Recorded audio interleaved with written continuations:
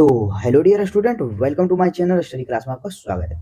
तो आज के वीडियो में बात करने वाले हैं क्लास 8 बोर्ड के बारे में। तो जितने भी स्टूडेंट क्लास 8 बोर्ड 2 मार्च को देने वाले हैं उनके लिए यह वीडियो मोस्ट इम्पोर्टेंट होने वाला है, क्योंकि आज के इस वीडियो में हिंदी का 50 मोस्ट बीपीआई ऑब्जेक्टिव क्वेश्चन को देखने वाले हैं। इससे पिछले वाले वीडियो में भी हम लोग 50 मोस्ट बीपीआई ऑब्जेक्टिव क्वेश्चन को देख लिया है। तो जितने भी स्टूडेंट पिछले वाले वीडियो को देखे नहीं हो, जाकर पिछले वाले वीडियो को जरूर देख लें, ताकि आपका 2 मार्च वाला पेपर में एक भी प्रश्न ना छूट पाए। चलिए हम लोग ज़्यादा लेट नहीं करते हैं। अगर चैनल पर नए हो तो चैनल को फटाफट लाइक और सब्सक्राइब कर दीजिएगा, और अगर वीडियो आप लोगों को पसंद आए तो वीडियो को जरूर लाइक कर दीजिएगा। ठीक है, चलिए हमारा पहला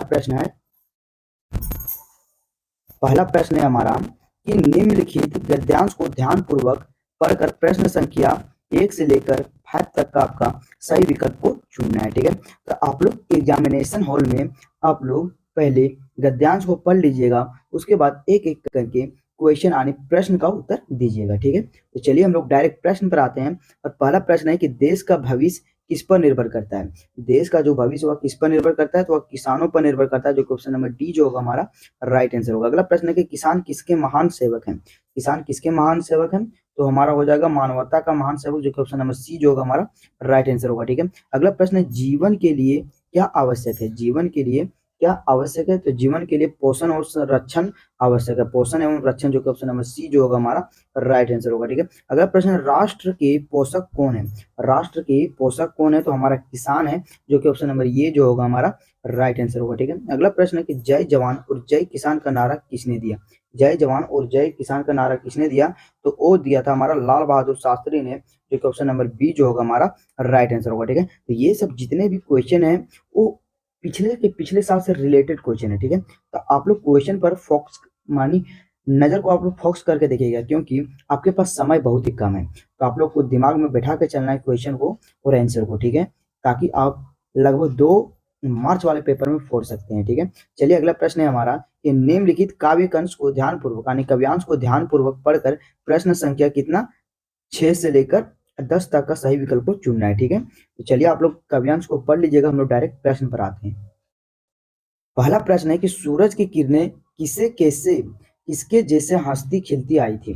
तो किसके जैसे हंसती खिलती आई थी, तो ऑप्शन नंबर जो होगा हमारा रेशम जैसे, ऑप्शन नंबर बी जो होगा हमारा राइट आंसर होगा। ठीक है, अगला प्रश्न है हमारा कि किरण फूलों के लिए क्या लेकर आई थी। तो क्या लेकर आई थी, तो मीठी मीठी खुशियों लेकर आई थी, ऑप्शन नंबर डी जो होगा हमारा राइट आंसर होगा। ठीक है, अगला प्रश्न है कि ओस की बूंदों ने पत्तों पर क्या किया था।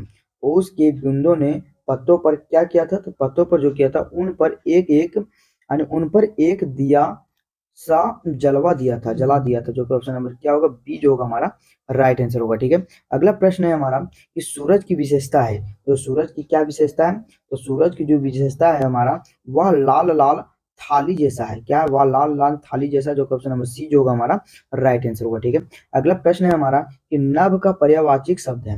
नभ का जो पर्यायवाची शब्द कौन सा है, तो हमारा आकाश है, जो कि ऑप्शन नंबर ये जो होगा हमारा राइट आंसर होगा। ठीक है, अब अगला है हमारा कि खंड खा में प्रश्न संख्या 11 से 20 तक आपको सही विकल्प का क्या करना है, तो चयन करना है। ठीक है, तो पहला है हमारा कि मृत मारुति का तत्भव रूप है। तो मारुति का जो तत्भव रूप है वह कौन सा है, तो वो हमारा माता है, जो कि ऑप्शन नंबर जो बी होगा हमारा राइट आंसर होगा। अगला प्रश्न है कि सज्जन सज्जन शब्द का संधि विच्छेद है। तो सज्जन शब्द का संधि विच्छेद हमारा सत प्लस जन, जो कि ऑप्शन नंबर सी जो होगा हमारा वो राइट आंसर होगा। ठीक है, अगला प्रश्न है ज्ञात का विलोम है। तो ज्ञात का विलोम क्या है, तो ज्ञात का जो विलोम है हमारा अज्ञात है, जो कि ऑप्शन नंबर डी जो होगा हमारा वो राइट आंसर होगा। ठीक है, अगला प्रश्न है प्राचीन का पर्यायवाची शब्द है। प्राचीन का पर्यायवाची शब्द कौन सा है, तो प्राचीन का जो पर्यायवाची शब्द है वो हमारा पुराना है, जो कि ऑप्शन नंबर ये जो होगा हमारा राइट आंसर होगा। ठीक है, अगला प्रश्न है कि अभिनव शब्द का उपसर्ग है। अभिनव शब्द का उपसर्ग है, तो हमारा कौन है, तो अभी है, जो कि ऑप्शन नंबर जो बी होगा वो हमारा राइट आंसर होगा। ठीक है, अगर आप लोग को वीडियो पसंद आ रहा है तो वीडियो को फटाफट लाइक करते रहें और अपने दोस्तों के पास फटाफट शेयर कर दें। ठीक है, चलिए हमारा अगला प्रश्न है हमारा इक प्रत्यय के बना प्रत्यय से बना शब्द है। इक प्रत्यय शब्द से बना है, यानी जो प्रत्यय प्रत्यय से बना शब्द है, तो कौन सा होगा हमारा, जो ऑप्शन नंबर भौगोलिक होगा, जो कि ऑप्शन नंबर डी जो होगा हमारा राइट आंसर होगा। ठीक है, अगला प्रश्न है राजकुमार में कौन सा समास है, राजकुमार में कौन सा समास है, तो राजकुमार में जो हमारा तत्पुरुष समास है, जो कि ऑप्शन नंबर बी जो होगा हमारा राइट आंसर होगा। ठीक है, अगला प्रश्न है कि यह ताजा फल है, इस वाक्य का विशेषण कौन है, यह ताजा फल है, इस वाक्य का जो विशेषण है वो हमारा ताजा है, जो कि ऑप्शन नंबर सी जो होगा हमारा राइट आंसर होगा। ठीक है, अगला प्रश्न है इधर तुम्हारी माँ अमरूद, इसमें खाली स्थान पेड़ काटने को कहती है, यानी कारक चिन्ह में रिक्त स्थान को पूर्ति कीजिए, तो रिक्त स्थान को क्या पूर्ति करना है, उसमें होगा का, जो कि ऑप्शन नंबर डी जो होगा हमारा वो राइट आंसर होगा। अगला प्रश्न है कि जिगर के टुकड़े टुकड़े होना मुहावरे का सही अर्थ है, जिगर का टुकड़े टुकड़े होना मुहावरे का सही अर्थ है बहुत दुख होना, जो कि ऑप्शन नंबर बी होगा हमारा राइट आंसर। ठीक है, अगला है हमारा कि खंडगा, जो कि पाठ्य पुस्तक से दिया रहेगा आपका, तो निम्नलिखित गद्यांश को आप लोग ध्यानपूर्वक पढ़कर प्रश्न संख्या 21 से लेकर 25 तक आपका सही विकल्प को चुनना है। ठीक है, तो चलिए आप लोग एग्जामिनेशन हॉल में गद्यांश को ध्यानपूर्वक पढ़ लीजिएगा और प्रश्न संख्या इतना से लेकर इतना तक आप लोग को जवाब देना है। ठीक है, तो चलिए हम लोग डायरेक्ट प्रश्न पर आते हैं। तो प्रश्न है हमारा कि उपयुक्त गद्यांश किस पाठ से लिया गया, तो उपयुक्त जो गद्यांश होगा किस पाठ से लिया गया है, तो हमारा छोटा जादूगर से लिया गया, जो क्वेश्चन नंबर बी जो होगा हमारा वो राइट आंसर होगा। ठीक है, अगला प्रश्न, कौन पैसा कमाना चाहता है, कौन जो है वो पैसा कमाना चाहता है, तो हमारा क्या हो जाएगा, सी छोटा जादूगर, जो ऑप्शन नंबर सी जो होगा हमारा राइट आंसर होगा। ठीक है, अगला प्रश्न, लेखक ने लड़के की मदद कैसे की, लेखक ने लड़के की मदद कैसे की, तो हमारा क्या होगा, शराब पिलाकर नहीं, हाँ, और नहीं शरबत पिलाकर, हाँ, उसके बाद मेला घुमाकर, हाँ, उसके बाद खाना खिलाकर, हाँ, यानी इनमें से सभी जो होगा ऑप्शन नंबर डी जो होगा हमारा वो राइट आंसर होगा। ठीक है, अगला प्रश्न है हमारा कि लड़का कितने वर्ष का था, तो लड़का जो था वह 13-14 वर्ष का था, जो कि ऑप्शन नंबर डी जो होगा हमारा वो राइट आंसर होगा। अगला प्रश्न है हमारा, लड़का पैसा कमाकर क्या करना चाहता था, लड़का जो था वो पैसा कमाकर क्या करना चाहता था, तो वह माँ की सेवा करना चाहता था, जो कि ऑप्शन नंबर सी जो होगा हमारा राइट आंसर होगा। अगला प्रश्न है हमारा, विश्व पात्र, विश्वास पात्र मित्र जीवन के लिए किसके समान है, तो किसके समान है, तो वो हमारा जो है वह औसत के समान है, जो कि ऑप्शन नंबर सी जो होगा हमारा राइट आंसर होगा। ठीक है, अगला प्रश्न है कि बड़े भाई साहब लेखक के कितने साल बड़े थे, तो कितने साल बड़े थे, तो कुल वो हमारा 5 साल बड़े थे, जो कि ऑप्शन नंबर ये जो होगा हमारा राइट आंसर होगा। अगला प्रश्न है कि सम्राट अशोक ने किस पर विजय पाना चाहते थे, सम्राट जो अशोक है वो किस पर विजय पाना चाहते थे, वो किस पर विजय पाना चाहते थे, वो हमारा कलिंग पर विजय पाना चाहते थे, जो कि ऑप्शन नंबर सी जो होगा हमारा राइट आंसर होगा। अगला प्रश्न है कि सम्राट अशोक ने किस धर्म को अपना लिया था, सम्राट जो अशोक है वह किस धर्म को अपना लिया था, तो वह बौद्ध धर्म को अपना लिया था, जो कि ऑप्शन नंबर बी जो होगा हमारा राइट आंसर होगा। अगला प्रश्न, लेखक की माँ किसे अपशकुन मानती थी, लेखक की जो माँ थी किसे अपशकुन मानती थी, तो अमरूद के पेड़ को अपशकुन मानती थी, जो कि ऑप्शन नंबर बी जो होगा हमारा राइट आंसर होगा। अगला प्रश्न है कि मरांग गोमके किन्हें कहा गया था, मरांग गोमके किन्हें कहा गया था, तो उसे जयपाल सिंह मुंडा को कहा गया था, जो कि ऑप्शन नंबर ये जो होगा हमारा राइट आंसर होगा। अगला प्रश्न है कि बस की यात्रा में पाठ के लेखक ने किसकी तरफ श्रद्धा भाव से देखा था, तो श्रद्धा भाव से किसकी तरफ देखा था, तो हमारा कंपनी के हिस्सेदार की तरफ देखा था, जो कि ऑप्शन नंबर सी जो होगा हमारा राइट आंसर होगा। अगला प्रश्न है कि हुंडरू जलप्रपात की ऊंचाई कितनी है, हुंडरू जलप्रपात की जो ऊंचाई है वह कितनी है, तो वो हमारा लगभग 322 फुट, यानी 322 फुट, जो कि ऑप्शन नंबर डी जो होगा हमारा वो राइट आंसर होगा।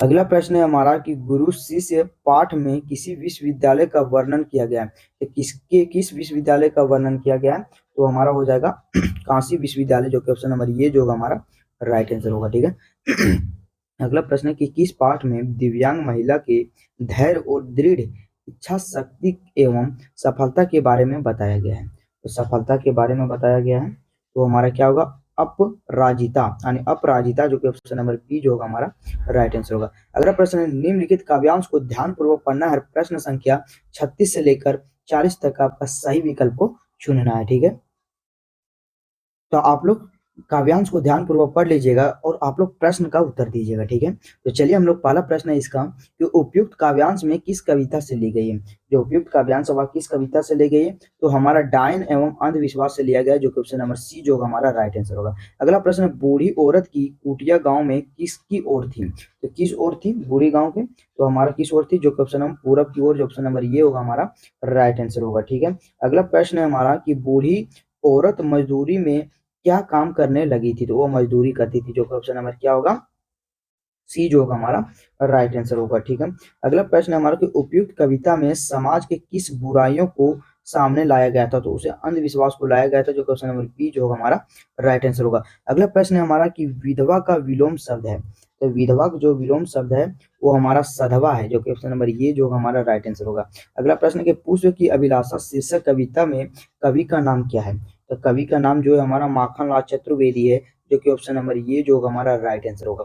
अगला प्रश्न है कि पुष्प की अभिलाषा नहीं है, तो पुष्प की अभिलाषा नहीं है तो कौन सी नहीं है, तो हमारा हो जाएगा हार में गुथने जाना, किसी के शव पर चढ़ाया जाना और देवताओं पर चढ़ाया जाना, इनमें से सभी जो होगा ऑप्शन नंबर डी जो होगा हमारा राइट आंसर होगा। ठीक है, अगला प्रश्न है हमारा कि पथ की पहचान कविता में चलने से पहले किसकी पहचान कर लेना बात की थी, कर लेने की बात कही थी, तो किसकी पहचान कर लेने की बात कही थी, तो पथ की, जो ऑप्शन नंबर ये जो हमारा राइट आंसर होगा। अगला प्रश्न है कविता के अनुसार अनगिन अनगिनती राही इस पथ पर क्या छोड़ गए थे, तो इस पद पर जो है क्या छोड़ गए थे, तो वह पद चिन्ह छोड़ गए थे, जो कि ऑप्शन नंबर ये जो होगा हमारा राइट आंसर होगा।